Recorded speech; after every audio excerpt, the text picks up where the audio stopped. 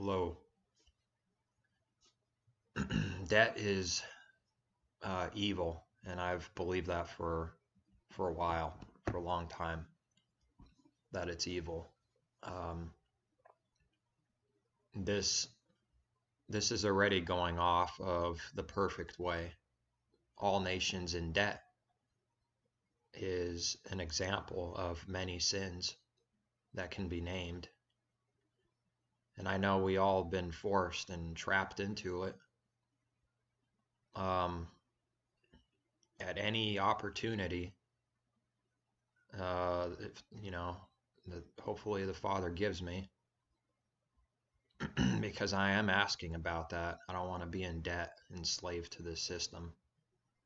Um, so if an opportunity comes, I'll take it because it's evil, and I don't want to have anything to do with this system specifically. I know we can't completely 100%. We still have to live here, but specifically that house debt. If you can get out of that, you've disconnected yourself as far as you can from being enslaved and in debt to the system. And I just think it's part of the evil agenda is they want everyone in debt. And I've seen videos, and I agree with what some of these videos have said, that this debt has something to do with this physical manifestation, if you will. It's what I like to call it, of something that's always been spiritual, existed, since Revelation was written. But this ultimate physical manifestation of the beast systems, kingdoms, the mark of, everything, the beast, they are, eventually it's going to manifest. That's what I've been given to see and say for a little while now, that someone, 300 years ago, they had to overcome the beast. It still existed. All the evil, the spiritual mark, they had to overcome it by the truth through the Messiah to overcome this world. So that's true for every generation, but eventually it's going to come down to, I think it's going to be in a situation that forces people to do something. It's either that or severe uncomfort or lack of comfort and persecution or tribulation and distress if you don't go along to get along. So slowly but surely, for years, hundreds of years, and really since 2,000 years, the anti-Messiah spirit, since then, it's brainwashing and getting people ready to go along right with it. Whatever it's going to be, it's going to be something massively deceptive that everyone is going to agree and go along with. And those that maybe even resist a little, they'll cave in anyways, because the alternative is basically something that sucks really bad. And nobody wants sucks really bad, And these things are going to be revealed with more clarity as time goes on, because he's not going to do anything without revealing truth before anything happens major, as he always did, as my firm belief, in every generation before something nasty happened to the city, to the country, whatever, anything. Since forever, the true believers were always warned, and they knew. Do they have every little detail down? I'm not making that claim, but they know enough. He gives them enough. And it's obvious the direction this world is going. It's to get rid of cash altogether, and it's already based on nothing. The gold was good, it says in Genesis, doesn't it? Yeah, gold and silver and precious metals and gems and rare things, have always been what you call money. That's what you call money, and the whole world doesn't even know Uh, it doesn't work like that. Even the coins, which are still physical, like metal, I guess, some kind of, you know, that's fading away too. It's fading away. How much longer is it going to take to get everyone on board to completely cashless society? I don't know, but with the technology we have right now, and especially with this nasty 5G they're pushing out, you could look into the 5G thing, and there's people that, they spend their life researching that, and they're proving that it's not healthy. Their 5G is actually not good for you, this technology, and it's going to be extremely fast. It'll be like instant. Say goodbye to 4G, 3G. This is going to blow out of the water those things, and that has something to do with it too, I think, is the instant speed of which everything can be done. Everything. So we live in some crazy, interesting times, don't we? And the 100 years ago, 1920s, 30s, 18, there's always been, I suppose, something that could be interesting for prophecy. When they got rid of the gold standard, that was a big deal. I forget, which president was that? What number? What is it? Nixon, or the one before him? I think it's Nixon, when the gold standard was removed completely. That would have been a major, people in the truth back then would have seen that as a stepping stone. And they probably thought it was going to come quick, but sure enough, look what happened the last 100 years since then, or 90. A whole lot more has happened, a whole lot more stuff that people couldn't imagine in 1930 with technology and everything. But now the technology is like exponentially, I think it peaked out already. I don't know, maybe I'm wrong about that, because wireless things, digital, it all exists. They're just making it better and faster. So that's what 5G is. It's not that it's brand new technology, like from scratch. It's already based off of the things we already have, knowledge of those things, and then just making it better. So I think it's going to be, the debt is going to force people in some kind of situation, and that just might be the mark, if you will. Not like a physical mark, but all those who are in favor of whatever's coming, they're going to be separated, exposed as always loving this world and not loving truth. That's all. They're going to go along with it, and every single person takes the mark, from the greatest to the least, the rich and poor, the free, the slave. Everyone takes a mark, and that's what scriptures say. They all take the mark, but obviously those that didn't believe and then they came to the true belief, they had the mark, but they are overcoming the beast. And these things mean spiritual things, They overcome the beast, the devil, sin, the system, everything about this world. The Messiah overcame this world. Says, "Fear not, I overcame it." So there's a lot to overcome for people that love truth, but those who claim to believe and don't love truth, there's nothing to overcome. Nothing. They love.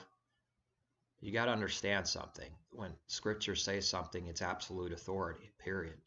There's two paths. You could give a bunch of examples: old man, new man, spiritual, carnal, dead, alive, born again from above, or from beneath, carnal. He said, "I am from above, you're from beneath." And he prayed that his disciples would also be one, just as the Father and Messiah are one, and in the world, but not of it. Sealing the meaning of that has nothing to do with like coming from outer space, falling from heaven, literally. in the world, but not of it, in mind, heart, action, deed. You know, they're sealed in the forehead, and then if you want to add their hands, you know, the hands do what the mind says.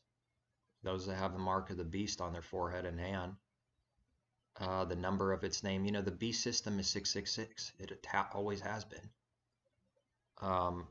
Take notice that something that's not a contradiction. Solomon, the richest person that ever was, I don't know if the scriptures say that ever will be, because there's some, you know, the billionaires, you know, I think that surpasses Solomon, but I don't know. But he was definitely the richest man there ever was, and it would be, at least for a time, for a long time. But you know, I don't know if I have the perfect answer on that exactly. He had a lot of gold. He was getting, might as well read that verse. Some people never even, people of the truth probably know and have heard of it, but there's a connection you can make, because that's what the scriptures are. It's a puzzle piece, and you got to use it and put them together rightly, and then he gives you interpretation, and scripture should interpret itself in such a way that it can do it itself without contradicting. And that's why the Bible, the scriptures, are amazing, because you can count on them with such authority that if there's a contradiction, my understanding is wrong. So that can help you show me the right meaning, show me what the truth is. It can't contradict his word, that's for sure. So that's how you get away from false beliefs and lies and doctrines. But let's see, I want to read that verse.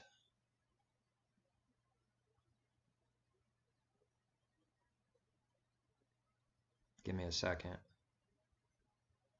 It's amazing. I've read some people random online, they call it coincidences, and unbelievable, as if a coincidence truly even exists. If the Father is sovereign and declared all things, then there's nothing like coincidences are accidents. Then there's no accidents.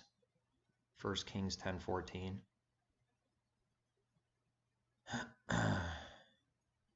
Give me a second. 1 Kings. I remember when the first time I came across this verse, it was like the connection was made instantly. The Father gave me the connection to at least some degree. Where is it? Where's 1 Kings 10:4?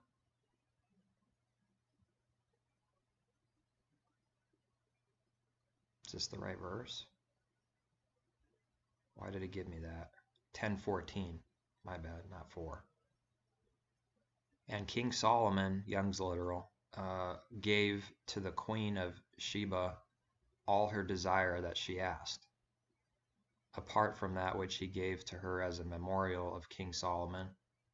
And she turneth and goeth to her hand, she and her servants.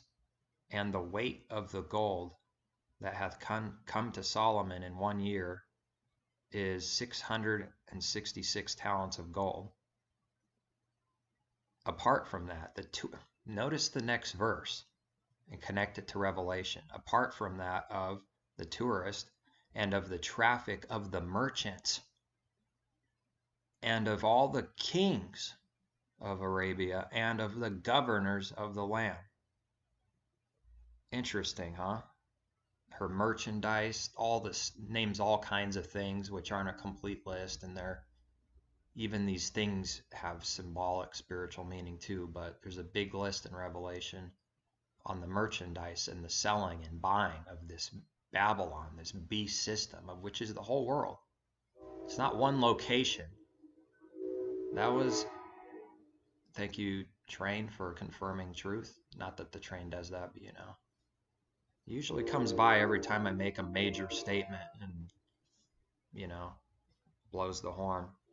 Sound the trumpet, sound the alarm. So then the next verse after the 660 talents of gold he received in a year, I thought it said every year. I was wrong on that, I think. Let me look at some other translation here.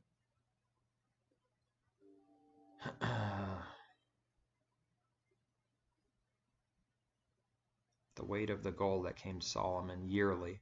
Huh, that's interesting. New King James says yearly was 666 talents. But the Young's literal, what's going on here? The weight of the gold that hath come to Solomon 1 year is 666 talents. Apart from that, in 1 year, that's the, let me look at some other witnesses. In Young's it says that that amount came in 1 year. But sometimes, he doesn't really translate idioms. So if you don't know what the Hebrew idiom or Greek is, then you are reading the literal word from, which wouldn't make sense. It's like people, in simple examples, it's raining cats or something. It's raining dogs, That has a meaning. And usually the translators translate the idiom like that. But Young's would say, for example, it's raining cats and dogs. So you have to, but let me look at 2 other literal translations on yearly or 1 year, because that's quite a big difference. 2 Kings 10:14. Okay, this is the Rotherham. It's a literal translation.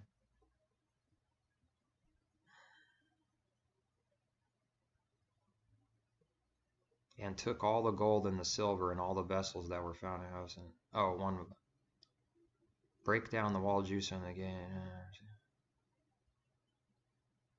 What's going on here? Wrong chapter this time. 10:14, sorry. Then he said he take them alive, so they took him alive. And, what on earth? Why can't I find this?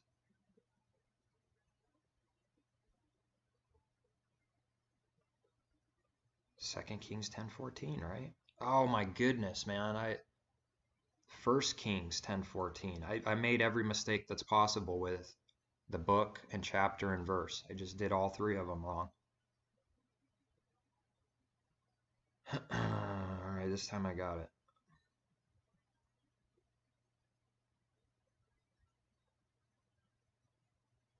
Therefore will Yahweh rise up for himself a king over it. What on earth, man? What's going on with this? I already put 10.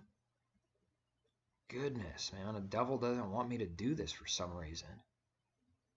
I got this verse highlighted, actually. And it came to pass that the weight of the gold which came in unto Solomon 1 year was 666. See, that maybe the Hebrew has the meaning in there that it's yearly, but the literal translations are saying they came in, which came in unto Solomon in 1 year. And I'll look at the concordant as the last witness. Concordant literal. And the weight of the gold that has come to Solomon in 1 year is 666 talents. I think the King James and New King James, they say yearly. These 3 that I like to look at to reference, Rotherham, Concordant, and Young's, all say in 1 year. Maybe that has the meaning of yearly, I'm not sure. But anyways, apart from that, of the tourists and of the traffic of the merchants and of all the kings, notice these things: governors, kings, merchants, all mentioned in Revelation.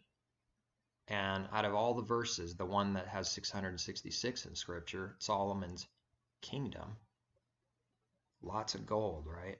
And merchants and trading and buying, governors, kings of the earth. There's no coincidence. That's a connection so that you can understand Revelation better when you get to it. But it's a bad idea for, not necessarily bad, but, reading the New Testament and Revelation, all of it is, you got to understand the Scriptures, how the Father works, who he is, what he hates and what he loves, the mistake his people made, mistakes. And then when you get to some of these things through prayer and study, you'll make the connection and it'll click. But because the book of Revelation, a lot of it is mixed throughout the scriptures. It's not all brand new. There might be a couple few things in there it says that's not in scripture, but I don't think there's much. One of them, I believe, unless I don't know of it and it's hidden somewhere, is 1,000 years. It gives you the number of the years, whereas I don't know that Old Testament scripture, the prophecies, give you a specific year. Maybe they hint to it somewhere, I'm not sure. Or if that was a fresh revelation given that wasn't in scriptures before, you know. So that's the connection. And who is Solomon? What happened to him? He kind of fell away, and I think it was him who had many women, pagan of the pagans, and all these women he went against as far as you could with between one man and woman. That's an interesting topic too. You know, why in Genesis it says it establishes the marriage between one woman and man, and but then throughout scriptures you have some examples of believers even having more than one woman. There's got to be some kind of meaning to that and an answer. Was that okay then, and now it changed and it's not okay?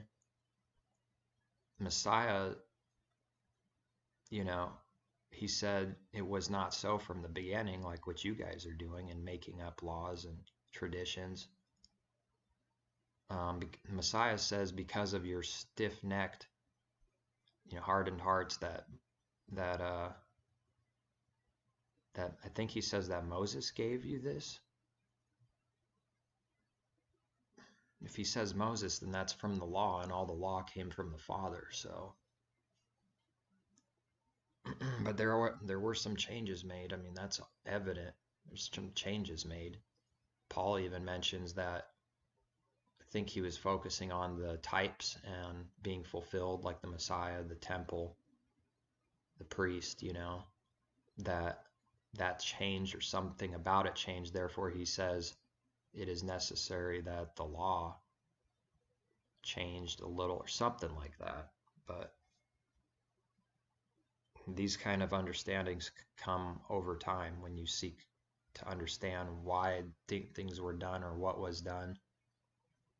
And that's one area I'd have to study, the certificate of divorce. Is that in the Torah, in the scriptures? Because Messiah said because of the stiff neck, you know, that was added or given, which the way he says it makes it sound like it came from man and not the Father. The Father wouldn't have made that mistake. I got to find where it is to even remotely understand it better in scripture. I got to find what the specific divorce certificate is. Was that in scripture, or was that something added later? I'm just not familiar with it enough now. But that's he had a kingdom, right? And he fell away. I don't know if it's him who repented and came back, because most people say I think Solomon wrote Ecclesiastes. But either way, he was at least a major part of his life. You know, he fell away to paganism, many women, and all these other things. And his kingdom was corrupted. While he reigned, you know, they had foul intentions, merchants, kings of the earth, selling, buying. And Revelation talks about that. So that's an example of like the beast kingdom. Solomon, 666 talents of gold in a year, or every year. So that's a ton of gold, money that he was making, and that's what the beastly kingdoms are now and have been.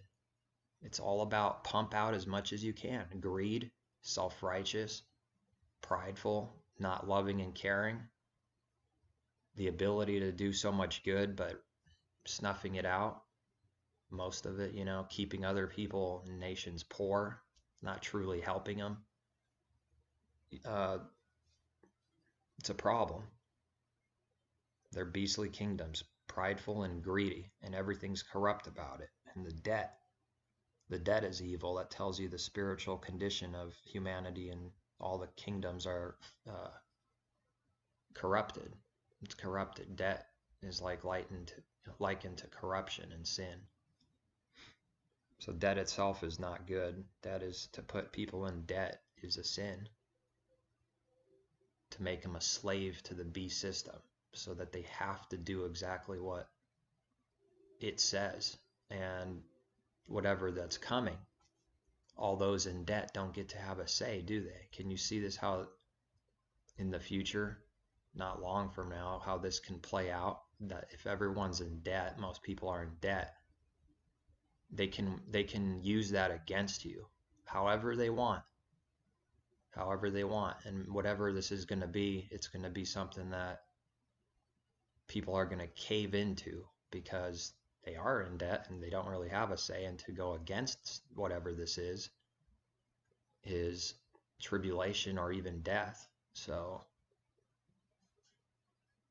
see and take notice how they can control the world by putting everyone in debt. It's not an accident. These people are evil, and everything that comes out of their mouth is lies. Trump's liar, the other president, the other rulers of their countries they're all messed up. They're all liars, and they do evil. They're not for you. They're not for the truth. People are silly, man.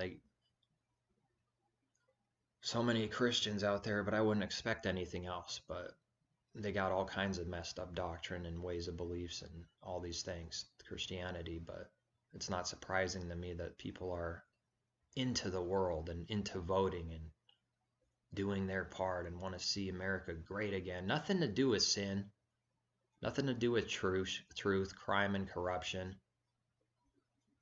So then it's proof that they love the world and everything in it, and the beast system. They love it. It's catered to the carnal man. It goes along with your nature and then just puffs it up. It's a greed system, and they know human nature, that the rulers of this world, the evil people, they're not completely stupid. They understand how the system works, and that the human nature, it wants that, and it gives you and makes you want more, and it keeps growing. People naturally would go for it and fall for it and love it. Just naturally. It goes right along with the human condition. Greed and pride. And eventually the Babylon, the system's going to crash and come down. And you could see in it, the scriptures, whether you take an hour literally, or that's one thing I want to add. I don't see, I know 1,000 is used symbolically in Old Testament scripture sometimes. Like it's not literally 1,000 and not one less, or not, the Father is the creator, the Father of all the hills, mountains, and other things that it mentions. 1,000 hills, 1,000 this, 1,000, it's in there. And you can't take it literally sometimes, this number, but does that mean the 1,000 years in Revelation is not an actual number, but symbolic for... There's a problem with it being symbolic, like when the number of days or years are mentioned in Revelation.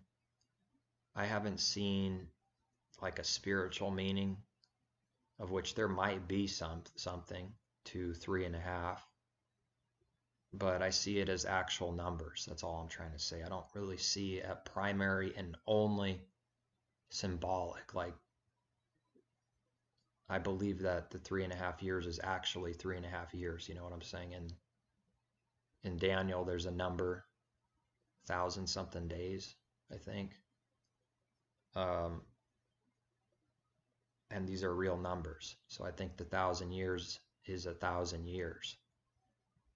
And it makes very much sense. People have put this together and have, you know, taught this 6,000 years roughly, or, you know, we don't know exactly where we're at right now, but because of all the different calendars and perversion of history and everything. But 6,000 years man works and labors in these beastly kingdoms. And his kingdoms are man times 3, 666. And it has to do with buying and selling and merchandise and whatever. Spiritual fornication that she does to all people. You know, it's not one specific thing or religion. It's the harlot in Revelation that rides the beast. It's some kind of religious power, but it's speaking of all the earth. It's all like this. It can't be pinpointed to one little location.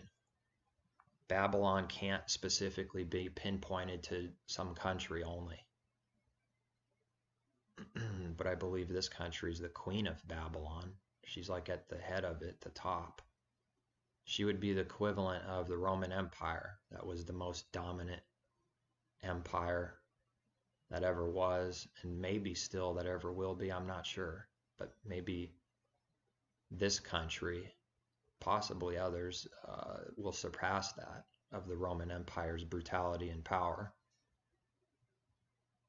So that Roman Empire is like a type of a nasty, evil kingdom that dominates and takes over and doesn't have to do with love or truth or anything. And so it is with this country. It's all pagan. It's all connected to the pagan beliefs and myths and all that.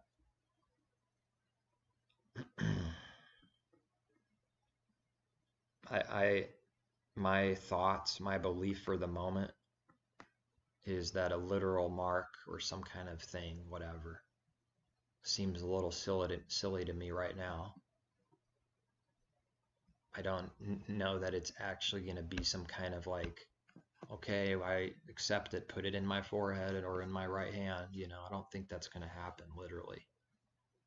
Because Revelation is highly symbolic of spiritual truth. And it's got all kinds of different symbols. And it's, you know, colorful. But these are real kingdoms, you know, it's not just, some of these things are, you know, they exist. The kingdom coming from the whatever, bottomless pit, you know, that's I don't think anything's going to literally come from like some hole in the ground, bottomless pit.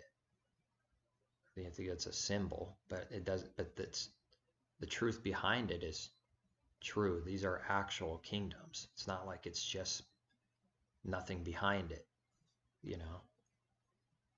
They're actual real kingdoms, and everyone I think knows that. And the way that the system is going to collapse at the end when she's judged in 1 hour, it's going to have something to do with the money system and buying and selling and merchandise, all these things they sell in the whole world. They sell their junk. It's the devil's junk that it sells, the beast kingdoms of this world, the harlot, all the merchandise, everything. And it's interesting, and I love it. In Revelation it says, and the souls of men they buy and sell and exchange. And the souls of men, just out of nowhere, it's like a bunch of things. It's naming a bunch of things, and the souls of men. Kind of humorous a little bit, because that's what they're doing. They're corrupting people, and they're exchanging, buying and selling. You know, people are just nobodies, animals, puppets to these people, and they spiritually destroy them. That's why they buy and sell and do exchange with the souls of men spiritually, on a spiritual level. That's what they're doing to people. So not being able to buy and sell, it seems like the literal understanding on that is the best fit. I guess it's the best fit, I think. It's lining up with how the system's gone to digital, cashless, and once that happens and it's in so much massive debt, there's no gold, there's no cash, there's nothing, it's just all digital. It can, I don't know how it will be, but you can you can see it getting destroyed quickly. It wouldn't take too much to destroy something like that. But if you had real money, gold, silver, you couldn't destroy that all at once. I think that's all I got for this video. What was the title for it? I don't even know. Debt is evil. Yeah, debt is evil. All right, peace.